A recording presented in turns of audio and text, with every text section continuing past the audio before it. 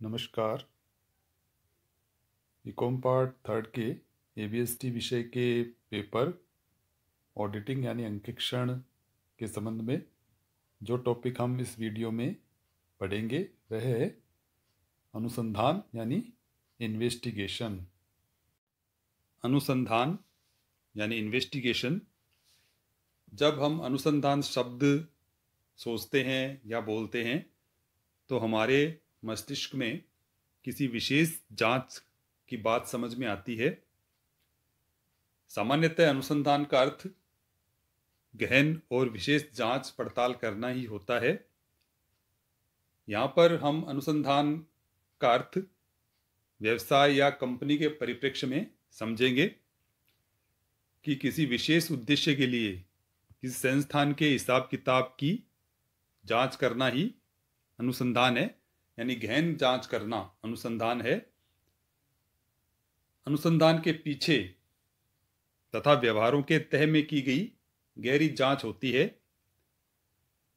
और इसका जो उद्देश्य या लक्ष्य है वह तथ्यों को इस प्रकार स्पष्ट कर देना है कि उनके आधार पर वह व्यक्ति जिसके लिए अनुसंधान किया गया है निष्कर्ष निकाल सके और निर्णय ले सके। तो इसका मतलब यहाँ पर यह है कि जो व्यवसाय या कंपनी के लिए कोई अनुसंधान किया जाता है तो वह किसी अन्य व्यक्ति के द्वारा करवाया जा सकता है और वह व्यक्ति उस आधार पर कोई निष्कर्ष ले सके या कोई निर्णय ले सके।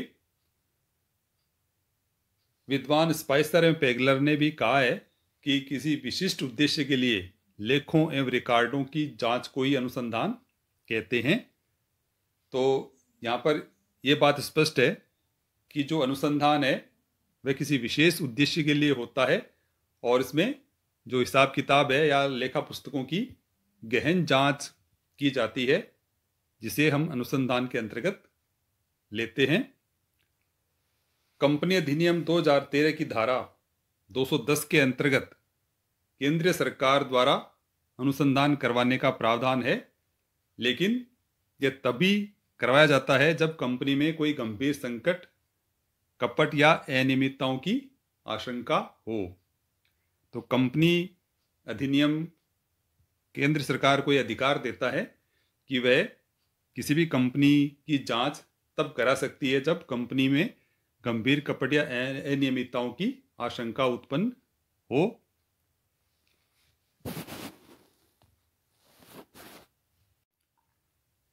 अनुसंधान एक अंकेक्षण से अलग होता है।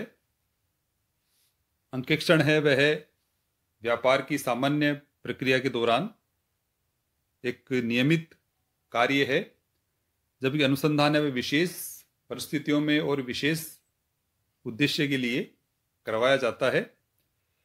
तो अनुसंधान और अंकेक्षण में क्या अंतर हो सकते हैं, ये किस प्रकार एक दूसरे से भिन्न हैं, ये हम देखते हैं। अनुसंधान और अंकेक्षण में जो अंतर हैं वह किस आधार पर हम कर सकते हैं, इसके लिए सबसे पहले है कि किसकी ओर से, यानी जो अंतर का आधार है वह है किसकी ओर से।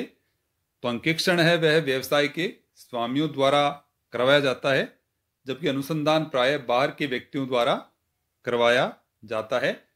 यानी बाहर के जो व्यक्ति हैं, बाहरी पक्ष है, उन्हें उस व्यवसाय या उस कंपनी के संबंध में कोई उद्देश्य पूर्ति करनी होती है जिसके लिए वो अनुसंधान करवाते हैं।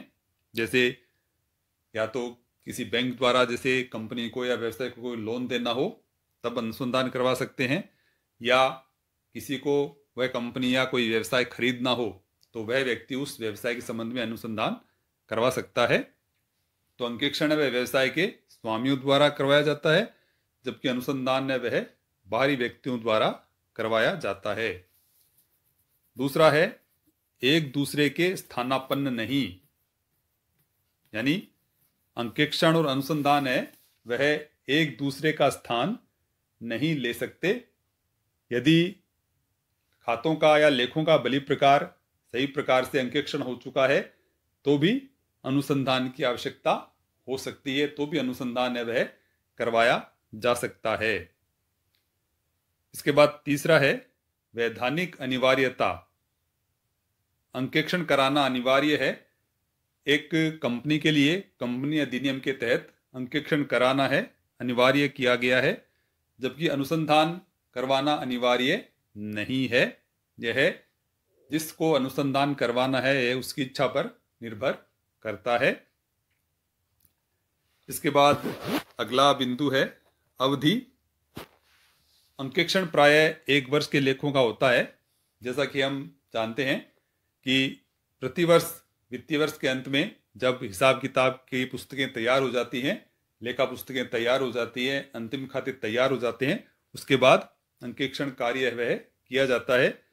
जबकि अनुसंधान है वह 3 से 7 वर्ष तक के हिसाब किताब का किया जाता है।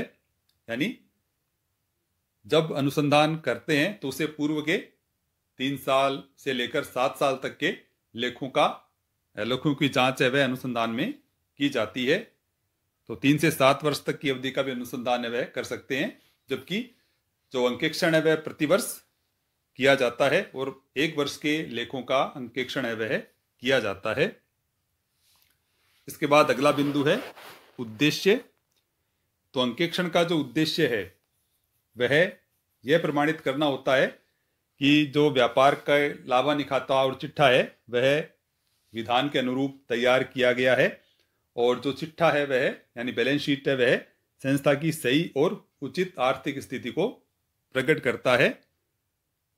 जबकि अनुसंधान का उद्देश्य यह जानकारी देना है कि संस्था को ऋण दिया जाए या नहीं, संस्था को क्रय किया जाए या नहीं।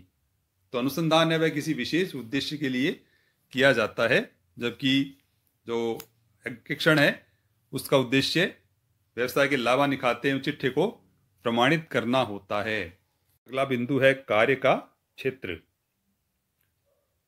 अंकेक्षण और अनुसंधान के अंतर्गत जो कार्य का क्षेत्र है वह किस प्रकार का हो सकता है। तो हम यहाँ पर यह कह सकते हैं कि अनुसंधान का कार्य क्षेत्र है वह अंकेक्षण से अधिक विस्तृत होता है। अनुसंधान के अंतर्गत अधिक गहन और विस्तृत जांच की जाती है, जबकि अंकेक्षण में अंकेक्षक है वह परीक्षण जांच को भी अपनी जांच का आधार बना सकता है। यानी परीक्षण जांच के अंतर्गत अंकेक्षक है वह कुछ व्यवहारों की जांच करता है, यानी कुछ व्यवहारों को चुनकर उनकी ही जांच करके फिर उसके संबंध में संपूर्ण अंकेक्षण कार्य के संबंध में अपनी रिपोर्ट देता है। जबकि अनुसंधान के अंतर्गत प्रत्येक व्यवहार की जांच, प्रत्येक लेखों की जांच है वह गहनता से की जाती है। तो हम यह कह सकते हैं कि जो अनुसंधान का क्षेत्र है वह अंकेक्षण से अधिक विस्तृत होता है। और इसके बाद अंतिम जो बिंदु है वह है कार्य का स्वभाव। अंकेक्षण में हम अंकेक्षक के लिए कह सकते हैं या उसके लिए कहा जाता भी है कि वह एक रखवाली करने वाले कुत्ते के समान होता है, शिकारी कुत्ते के समान नहीं। यानी उसको एक रखवाली करने वाले कुत्ते के समान होना चाहिए, शिकारी कुत्ते के समान नहीं। जबकि अनुसंधान करने वाला शिकारी कुत्ते की भांति अपना कार्य करता है, वह यह मानकर चलता है कि भाई जो जांच कार्य वो कर रहा है उसमें जरूर कोई न कोई गड़बड़ी या कपट या अनियमितता है और उसे उसको पकड़ना है। इस सोच को लेकर वह अपना कार्य करता है। तो इस प्रकार से वह शिकारी कुत्ते की भांति कार्य करता है।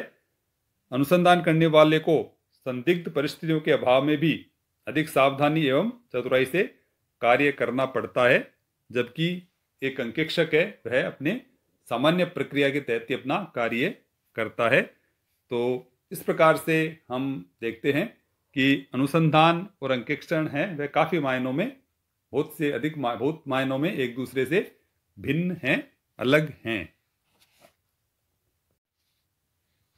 अब हम बात करते हैं विशेष अंकेक्षण तथा अनुसंधान के बारे में कि विशेष अंकेक्षण और अनुसंधान क्या एक ही हैं या एक दूसरे से अलग हैं।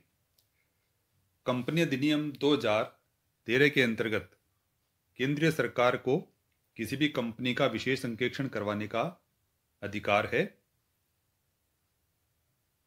कंपनी अधिनियम की धारा 210 के अंतर्गत किए जाने वाले अनुसंधान की तरह ही विशेष अंकेक्षण भी सामान्य अंकेक्षण से भिन्न होता है।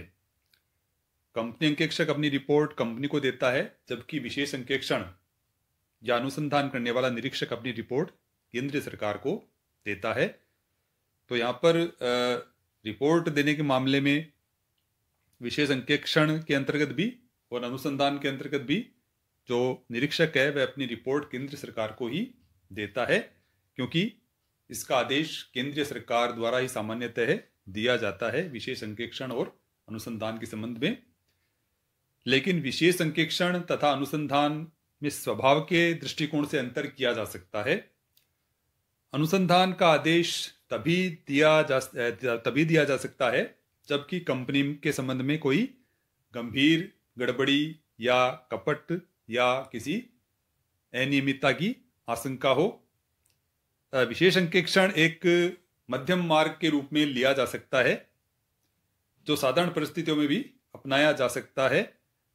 अनुसंधान से कंपनी की प्रतिष्ठा को जितना धक्का लगता है, विशेष अंकेक्षण से नहीं।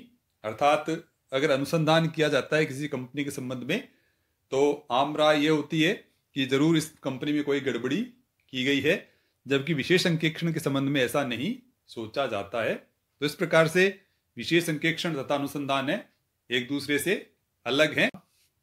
किसी गड़बड़ी कपट या अनियमितता की आशंका से ही नहीं कराया जाता, बल्कि यह बाहरी व्यक्तियों द्वारा उस व्यापार या कंपनी को ऋण देने के संबंध में कि उसे ऋण दिया जाए या नहीं, और उस व्यापार या कंपनी को क्रय करने के संबंध में भी कि उसे क्रय कर सकते हैं या नहीं, क्रय करना उनके लिए लाभदायक होगा या नहीं, इस प्रकार से अनुसंधान है वह करवाया जाता है।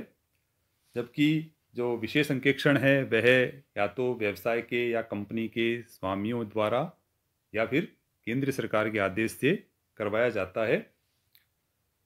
इसमें सामान्यतः है व्यवसाय या कंपनी में किसी अनियमितता की आशंका से ही विशेष अंकेक्षण का आदेश है वह दिया जाता है। तो इस प्रकार से विशेष अंकेक्षण तथा अनुसंधान है वह स्वाभाविक रूप से एक दूसरे से अलग हैं।